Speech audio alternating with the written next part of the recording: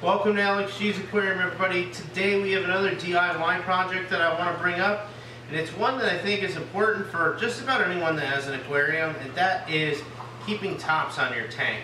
In my case, today we're going to be making screen tops. I have the frame for one of them right here. I've already made screen tops for the 480 gallon tank, but I wanted to take the time to show everybody how I made the screen tops for the 720 gallon tank.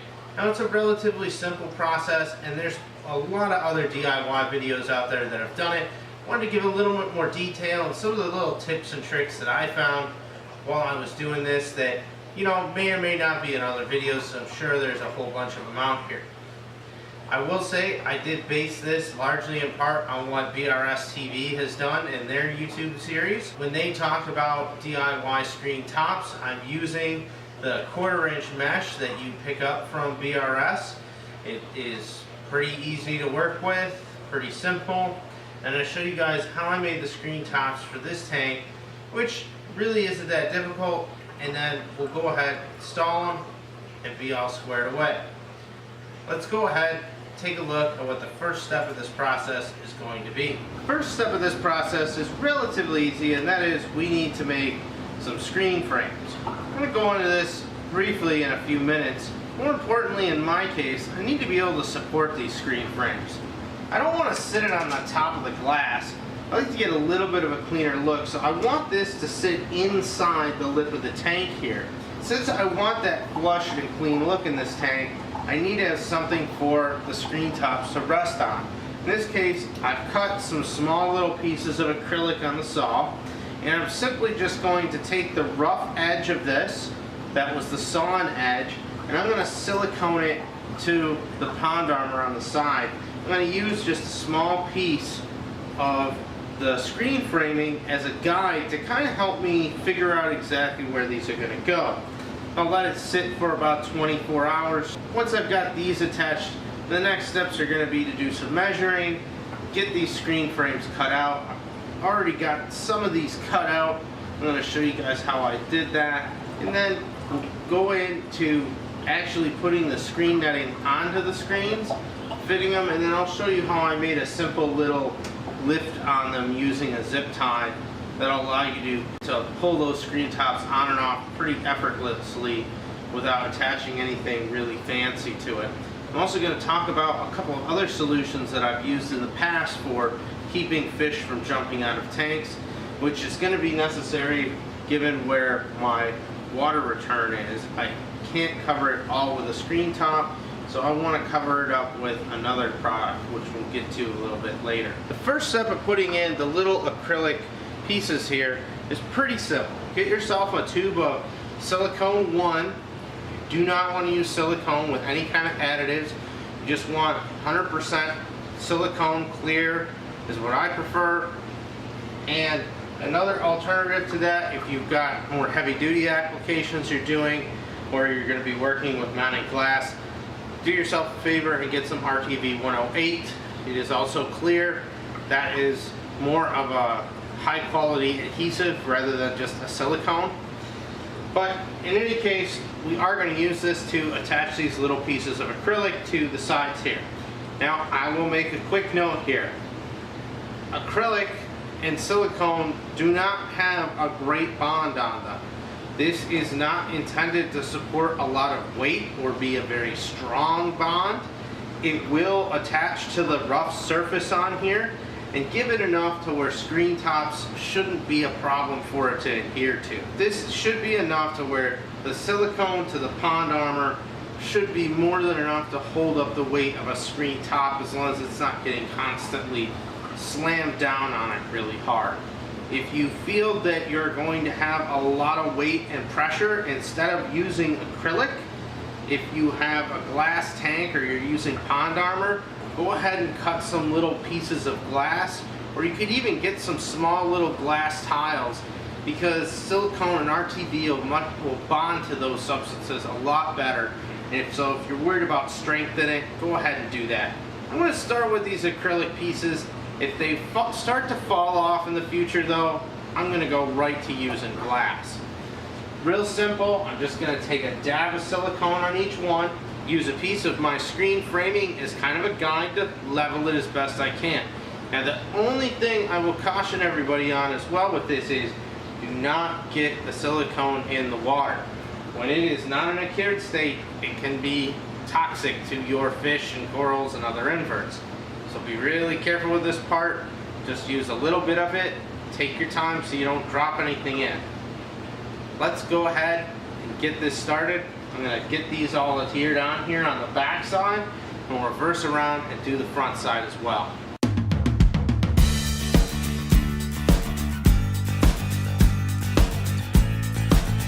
I now have the first of my acrylic spacers attached to the 720-gallon tank. I'm going to do the same thing to the other side here, and then I'm going to start working on getting our screen top frames cut out so that we can get the screens installed. It's been a couple of days since I've gone ahead and added the acrylic spacers into the 720-gallon tank. You can see they're all in here. I'm not really pulling on them hard, but they definitely are able to take a little bit of force, so they're all secured in good. You might notice, of course, there's a couple of screen tops completed here. I had two that were already done before I started filming this. Just didn't have the spacers in, and I didn't want to leave the tanks without a cover, at least in parts where I could. I've got 3 wrasses in the 720-gallon tank, and if you don't know, some of the most notorious fish for jumping out of your aquarium are going to be wrasses, followed by hawkfish, blennies, gobies. I've even had a pistol shrimp in a shallow tank jump before. So there's a lot of different fish that can jump out of your tank, and that's why it's so important to, consider putting a top on. And even if you have a canopy, I'll talk about it a little later on, some other things you could do even with a canopy and an open top to try and prevent fish from getting out of any other open space. The next step we really need to do is make one final frame. I've gone ahead and made 3 of the 4 frames that I need for the 720-gallon tank. And I left the most difficult one for the video. More so because it'll just show everybody the other parts of it that have to get done outside of just making a rectangle. Because the 1.5 inch return comes in here, I'm going to have to make a little bit of a zigzag on this tank, and that's okay. It's something that can be done. This has been shown before on the BRS screen top videos, and I'm going to do the same thing, but I want to just kind of tell everybody how it went. Did it work out that well? Were there any problems? There's little things, I think, that are important to note when you're doing this. Also want to talk about applying the screen netting itself. Let's go to the next step here, and that's going to be cutting the framing for the screen net tops. It's pretty simple to do. If you use the Home Depot kits that have the 90-degree angle pieces for screen framing, they're real easy to work with. They're about 3/4 of an inch square on the corners, which means you have to subtract about 1.5 inches off of each length that you're going to be cutting here. I'm going to go ahead, just do some measuring here. I'm going to cut a piece, add a couple of corners, and just fit it real quick to make sure that it's going to fit just as we intend. Now that I have my measurements, let's go ahead and move on to cutting out the frame. To talk about the screen framing just real briefly, the important thing to remember with this aluminum screen framing, if you're going to use it, is it's pretty flexible. It is made of aluminum, but it will move if you apply pressure to it. It can be bent and pinched and dented rather easily, so you have to be careful when you clamp this down. I'm going to be using a hacksaw to cut this. You could also use a Dremel tool, or if you set up some kind of miter box with a steel blade on a saw, you could also do that. I think ideally it would be better if you could kind of support it from both sides so it doesn't fall down. In this case, I don't have that, but it's real easy to cut. One tip I will give you though is that there's a little ridge in here for where the spline goes in on the screen framing. What I found works best to cut is have that little channel downward and facing towards you. I'll show you why here in a second as I cut this. Notice the saw has kind of started to stick. It's because it's gone through the first layer of aluminum in this box, and saw blades tend to catch a little bit. We want to leave this part to the end and saw through the rest of the box.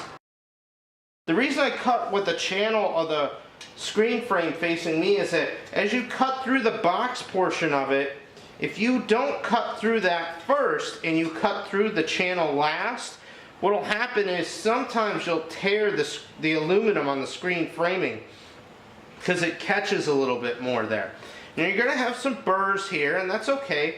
Hit it with a metal file, or if you don't have a metal file handy and you're improvising, you could use a little piece of cement, or you could even use some sandpaper.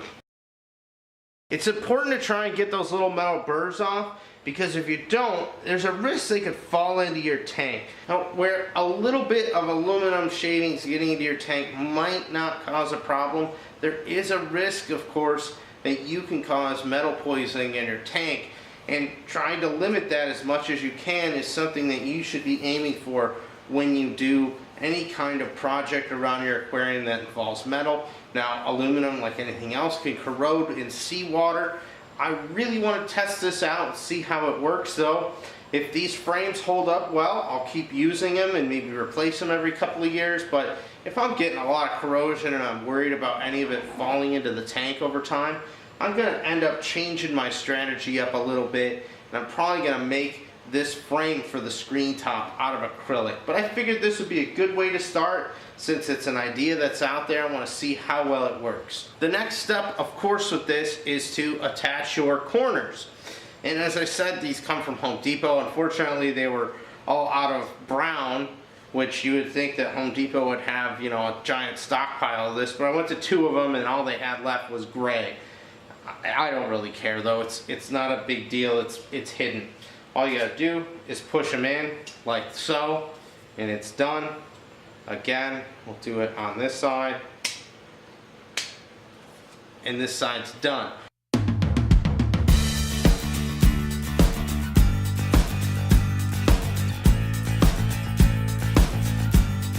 I have 3 sides of the frame cut out now, so it does sit in here. But this side I have to hold up for now because it doesn't have the final corner in here, and you have to reverse this screen corner, which isn't hard to do. It does slide on there, but what you have to do in order to reverse this is you're going to have to do some trimming on this corner piece. Where your spline would normally go on that side, there's a couple of plastic teeth and a little plastic corner. Those all have to get cut off. To do that, I'm just using a pair of angled cutters.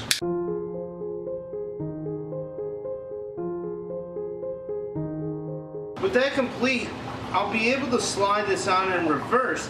The problem still becomes, though, is that these corner pieces also are sticking out a good 1.5 inches or so to the corner, and they're going to overlap, and unfortunately that won't work. What I'm going to do to just remedy that real quick is I'm going to take each one of these on the corner here, and I'm simply just going to cut it roughly in half. That'll allow me to slip this on a little bit cleaner. I've got one of my small pieces here ready to go. The final piece I have to cut is 1 inch, although looking at this, it looks like it doesn't quite align perfectly. I'm going to cut another one of these small pieces out, and that's something I want to emphasize with this. This is a little bit of a tedious job. Even when you measure, things don't always fit exactly as they are, so be patient with it.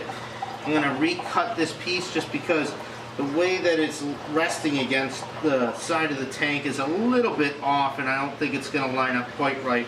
I'm going to make this 1 1/8 inch and then a 1 inch piece. I'm going to try and refit this again. That's it. I've got all the frames done now. There's just 2 left to go. The final step, of course, is adding the screen mesh top. Let's go ahead, go through that process. Really simple to do, and then we'll wrap this DIY project up. Final step, of course, is to put the actual screen mesh on. In this instance, I have 1/4 inch mesh. I got this from bulk Reef Supply. Got a few packages of it. This is the 3 foot by 7 foot package. So it's basically just a nylon 1/4 inch netting that's folded up in a package. As you can see, it's pretty flexible, so it's fairly easy to work with. Definitely recommend, if you're gonna make these, get a little bit of extra just to have it on hand. That way if you break a screen top, I know you could probably zip tie it together or tape it together, but it's nice to be able to have some extra supplies on hand so you don't have to wait for things to get shipped to your home. I'm gonna go ahead and lay this out on top of here, and then we're gonna start putting the spline in to finish off these screen tops. The spline is pretty easy to install. If you've never built a screen top before, it's real simple. All you have is a hollow rubber tube with ridges on the outside that's known as spline. I got 5/16 inch spline, which is one of the smaller varieties that fits the framing that I purchased from Home Depot. All you have to do is roll it into the little groove. And this is where I think I want to just add a little bit of a tip here as I go through this. Now, when I originally saw this, it was, well, make sure you really hold your screen tight as you do this.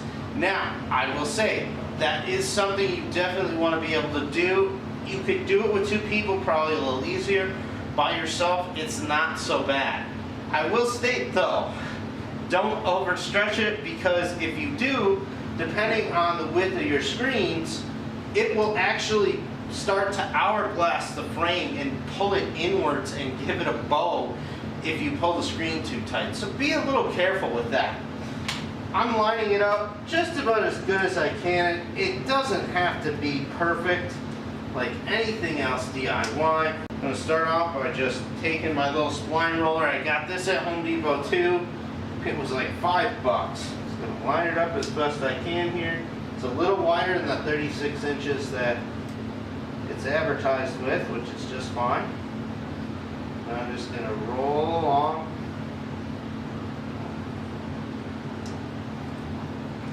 Try to keep this squared up as best I can.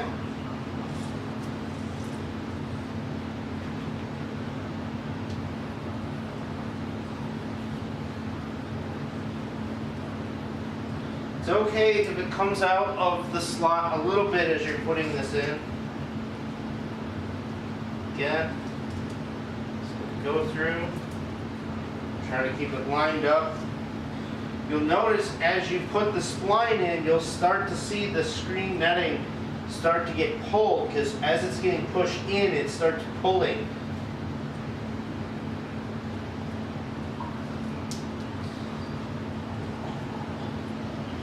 Now, if you don't have a tool, if you don't have a spline tool that's got a little end on it to push it in, that's okay. Just use a screwdriver or a pair of pliers. And when you get to your third side, this is where you want to try and line it up a little bit. But it's okay. If you make a mistake with this stuff, it's pretty easy to fix. The other thing you want to be careful of, if it gets too tight, it'll start to twist the frame, and you don't want that either, because it won't sit nice and flat. Don't worry if your corners are coming out at this point, it's okay. We got a remedy for that here in a second. Now you notice that it didn't quite line up perfect. Now you got a few options here. You could pull some spline out and try to redo it. This is where your pair of needle nose pliers comes in. Simply go in once you push the spline down. Take your pair of pliers. Be careful not to break the screen. And just give it a little pinch in each corner. So just squeeze the aluminum together so the spline can't easily fall out. This one is pretty much done. The final step, of course, is going to be cutting away the netting here. You just got to give it a trim. I'm just using a razor blade with a little holder on it.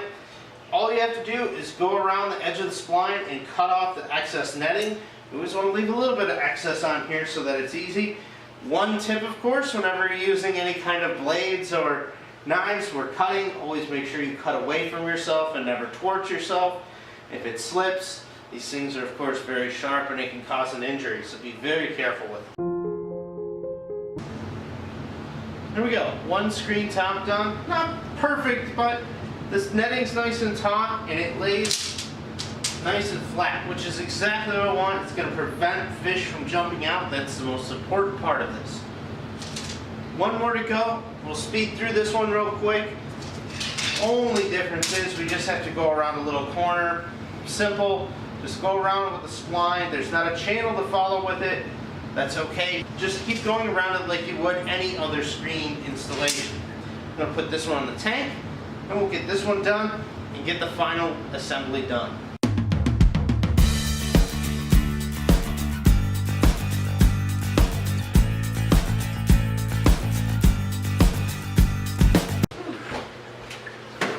Alright, now it took a little longer than I thought it would to get this last screen top done.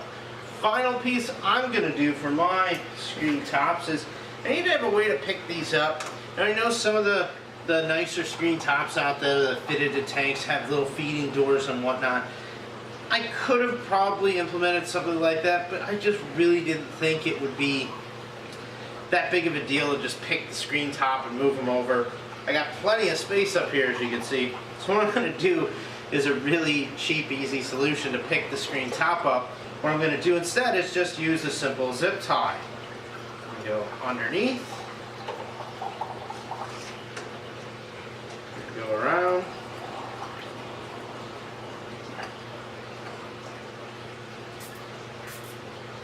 just make a simple little loop there. I can pick it up.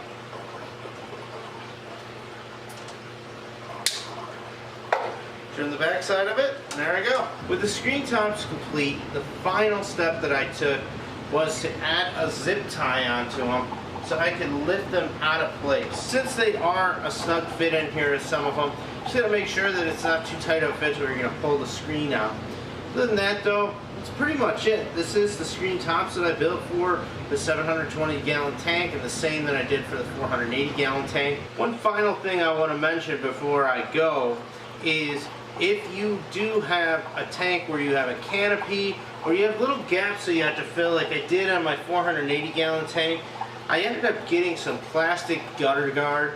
This stuff I've found it at hardware stores over the year. It's great if you have little drain lines that you want to put some type of weir on, or if you want to make some kind of netting to block small openings. It's really cheap stuff.